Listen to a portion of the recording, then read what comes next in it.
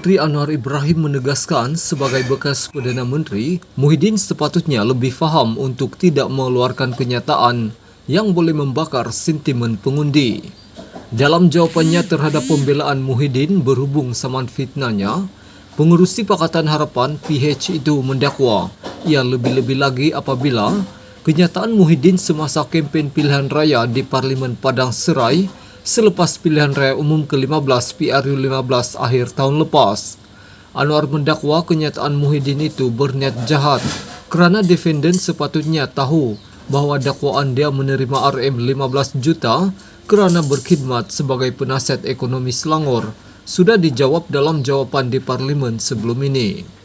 Plaintiff menegaskan bahawa sebagai ahli Parlimen, ahli politik veteran dan bekas Perdana Menteri, defendant sepatutnya tahu untuk tidak membuat kenyataan umum yang mempunyai kecenderungan untuk mengapi-apikan dan menggalakkan perasaan niat jahat, tidak puas hati atau permusuhan antara orang dan calon untuk mendorong mana-mana pemilih atau pengundi sebelum, semasa dan selepas pilihan raya, lebih-lebih lagi apabila kenyataan sedemikian berunsur fitnah dan berniat jahat.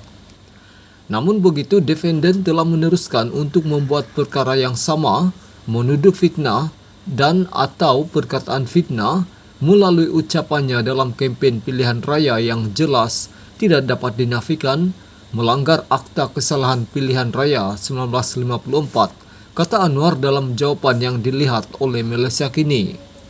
Presiden PKR itu menegaskan tidak sukar bagi Presiden Bersatu itu untuk mengakses rekod Hansard Parlimen yang tersedia secara umum sebelum membuat dakwaan itu. Anwar berhujah bahawa Muhyiddin juga tidak mempunyai kewajipan undang-undang untuk mengeluarkan kenyataan yang didakwa palsu dan berniat jahat di kawasan Padang Serai. Sebaliknya bukan kawasan Parlimen Pogai yang diwakilinya.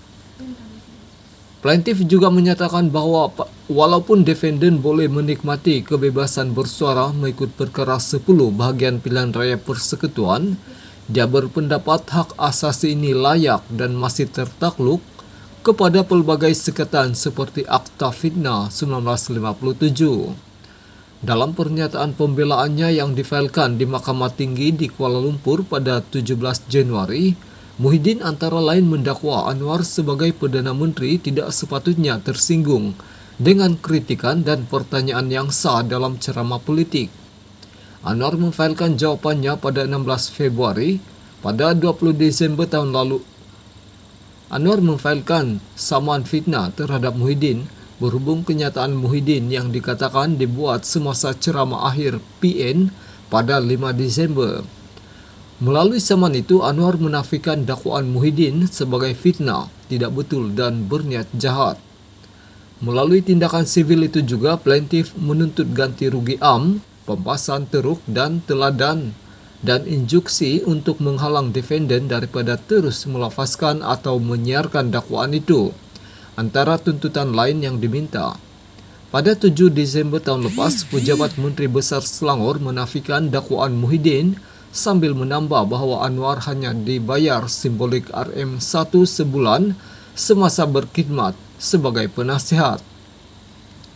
Anwar diwakili Peguam Sankara Nair, manakala firma guaman Chetan Jetwani & Co bertindak mewakili Muhyiddin.